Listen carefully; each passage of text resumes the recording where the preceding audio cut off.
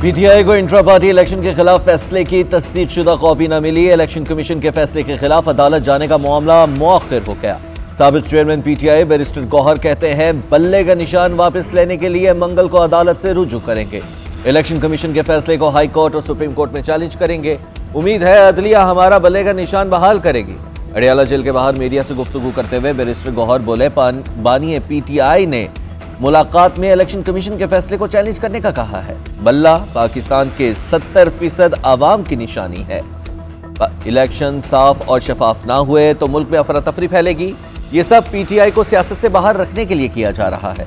सवाए हमारे किसी का भी क्रिमिनल ट्रायल उजलत में नहीं हो रहा। साइफर केस का ट्रायल गैर कानूनी तरीके से चलाया जा रहा।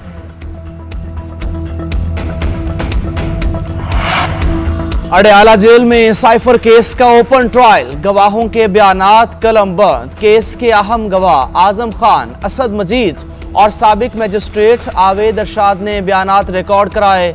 नोमान, मोहम्मद इशफाक, हिदायतुल्लाह और हसीब गौहर के बयानात भी कलमबंद किए गए।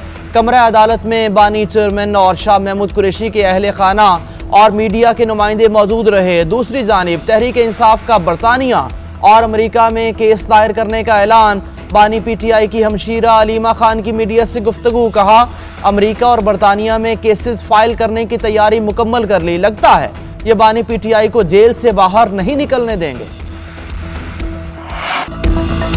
पहले लाडला अब मासूम कहकर मुसल्लत किया जा रहा है। ये नहीं चलेगा, आवाम ये इजाजत नहीं देंगे। मरियम औरंगजेब के बानी पीटीआई पर ताक ताक कर लफ्जी वार। प्रेस कॉन्फ्रेंस में कहा इस मासूम आदमी ने आइन तोड़ा, मुल्क की सलामती दांव पर लगा दी तो शाखाना के तहाइफ बेच दिए और मासूम है। जब मर्जी लाडला और जब मर्जी मासूम बना दो, ऐसा नहीं हो सकता। मलिक अहमद खान बोले, सुना है जिसके हक में फैसला हो वही लाडला होता है। साइफर को बुनियाद बनाकर सियासत हुई थी। एस्टेब्लिशमेंट को भी मामले पर घसीटा गया। एक मुल्क के हुकाम पर इल्जाम लगाए गए।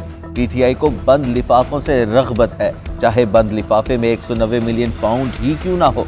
आसिम खान सूरी ने भी करबा मोहर लिफाफा लहराया। बानी चेयरमैन पीटीआई ने जानबूझकर साइफर को मसाला बनाया। साइफर लीक करने से पाकिस्तान को नाकाबिले तलाफी नुकसान पहुंचा। साइफर को सियासी मकासद के लिए जलसे में लहराना तारीखी हक़ाइक़ हैं।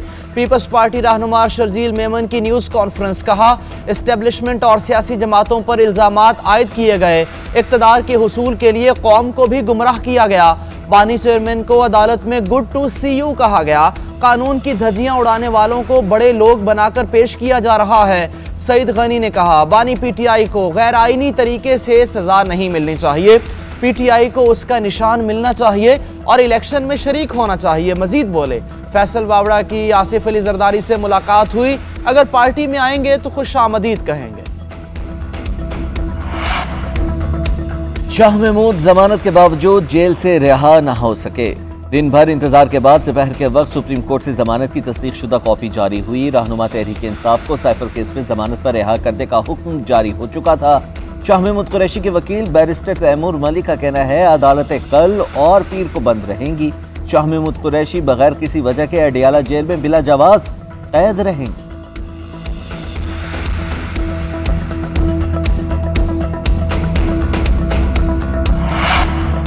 बानी चेयरमैन पीटीआई का इलेक्शन में हिस्सा लेने के लिए सुप्रीम कोर्ट से रुजू। इस्लामाबाद हाई कोर्ट के फैसले के खिलाफ सुप्रीम कोर्ट में अपील दायर। मौक़िफ़ इख्तियार किया कि इंतखाबात से कबल नाअहल करना बुनियादी हुकूक के खिलाफ है। तहरीक इंसाफ को पार्टी निशान बल्ले से भी महरूम कर दिया गया। सबसे बड़ी जमात के लीडर को इंतखाबात से बाहर नहीं रखा जा सकता। सुप्रीम कोर्ट तोशाखाना केस में सजा पर मबनी फैसला मुअत्तल करे। सुप्रीम कोर्ट ऑफिस ने दरखास्त एतराज़ात आयद करके वापस कर दी। एतराज़ आयद किया गया कि अपील के साथ लफ किए गए दस्तावेजात नामुकम्मल हैं। परवेज इलाही की अडियाला जेल में तबीयत नासाज, RIC हॉस्पिटल मुंतकिल। डॉक्टर्स ने चेकअप किया, ECG समेत दीगर टेस्ट किए गए। ज़राए के मुताबिक परवेज इलाही को सीने में इन्फेक्शन की शिकायत।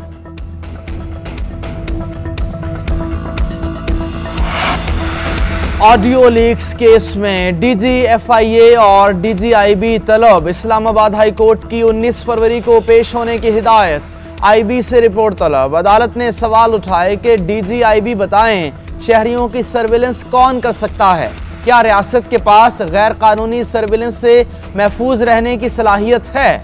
ऑडियो किसने लीक की और अकाउंट हैंडलर कौन है? अदालती हुक्मनामे में कहा गया कि चेयरमैन पीटीए आइंदा समाअत पर पेश होकर अदालत को ब्रीफ करें। बताएं, मोबाइल फोन सार्फिन की कॉल्स और डेटा महफूज बनाने के लिए क्या इकदाम किए जा रहे हैं? इंतखाबी बिगल बजते ही सियासी गहमा गहमी उरूज पर सियासी जमातों के बड़े बड़े पहलवान सियासी मैदान में उतर गए। मुस्लिम लीग नून के कायद नवाज शरीफ ने NA 130 और 15 से कागजात नामजदगी जमा करा दिए। शहबाज शरीफ NA 123, 132 और 242 से उम्मीदवार। बिलावल भुट्टो NA 128 और NA 194 से इलेक्शन लड़ेंगे। आसिफ अली जरदारी ने NA 207 से कागजात जमा कराए। मरियम नवाज NA से 119 और हमजा 118 से उम्मीदवार। मौलाना फजलुर रहमान पशीन और DI खान सिराजुल हक NA 6 से उम्मीदवार। शाह महमूद कुरैशी और उनके बच्चों के लिए NA 150 और 151 से कागजात लिए गए। उस्मान डार की वालिदा ने NA 71 से कागजात नमजद। आहत चीमा को न हटाने पर तौहीन इलेक्शन कमीशन की कार्रवाई का आगाज। सेक्रेटरी काबीना डिवीजन और सेक्रेटरी एस्टेब्लिशमेंट को नोटिस। इलेक्शन कमीशन ने 26 दिसंबर को जाती हैसियत में तलब कर लिया। इलेक्शन कमीशन ने वजीर आजम के मुशीर आहत चीमा को हटाने का हुक्म दिया था। सेक्रेटरीज ने फैसले पर अमल दरामद नहीं किया। IMF में कर्ज कोटे से मुतालिक इस्लाहात मंजूर। एलामिया जारी कर दिया गया। इस्लाहात गुज़िश्ता माह तजवीज़ की गई। बोर्ड ऑफ गवर्नर्स के इजलास में हतमी मंजूरी दे दी गई। ज़राए वज़ारत ख़जाना के मुताबिक कोटे में इजाफे से पाकिस्तान को भी फ़ायदा हो सकता है। अगले प्रोग्राम में पाकिस्तान मुस्तफ़ीद होगा। मौजूदा प्रोग्राम खत्म होने के बाद कोटा बढ़ने का इतलाक पाकिस्तान पर भी होगा। पाकिस्तान 6 से 9 अरब डॉलर का कर्ज ले सकेगा। मौजूदा कर्ज प्रोग्राम मार्च में मुकम्मल हो जाएगा।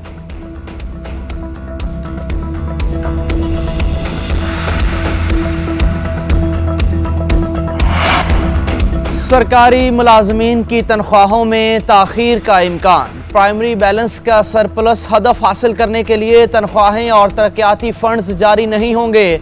ज़राए वज़ारत ख़जाना के मुताबिक दिसंबर की तनख्वाहें ताखीर से रिलीज़ होंगी। PSDP फंड्स भी जारी नहीं किए जाएंगे। AGPR ऑफिस को फंड्स जारी न करने की हिदायत। IMF के साथ GDP का 0.4% प्राइमरी बैलेंस सरप्लस हदफ तय है। दीगर अलाउंस में भी ताखीर होगी। तनख्वाहें और फंड्स रोककर 30 अरब रुपए से जायद की बचत दिखाई जाएगी।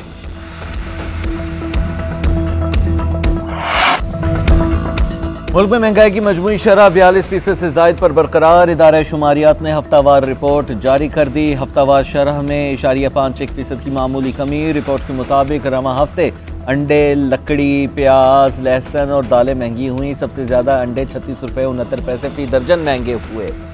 आलू, टमाटर, चीनी, गंदम का आटा और चिकन सस्ता हुआ। रवा हफ्ते 18 अशियाए ज़रूरिया महंगी और 9 सस्ती हुई।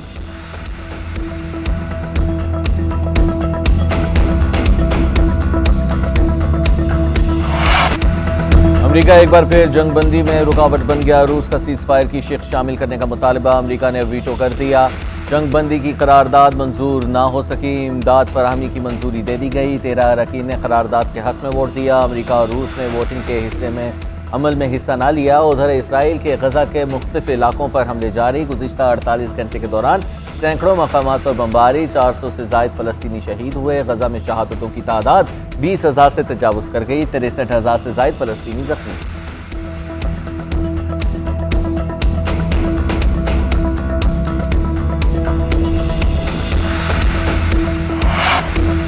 पाकिस्तानी क्रिकेट टीम की दौरा ऑस्ट्रेलिया में मुश्किलात कम न हुई। कौमी क्रिकेट टीम के बाएं हाथ के स्पिनर नोमान अली भी टेस्ट सीरीज से बाहर हो गए। नोमान अली का अपेंडिक्स की तशखीस के बाद ऑपरेशन किया गया। उन्हें डॉक्टर्स ने मुकम्मल आराम का मशवरा दिया। नोमान अली ऑस्ट्रेलिया के खिलाफ बाकी दोनों टेस्ट भी नहीं खेल सकेंगे। Fast bowler Khurram Shahzad injury के बायस पहले ही सीरीज से बाहर हो गए।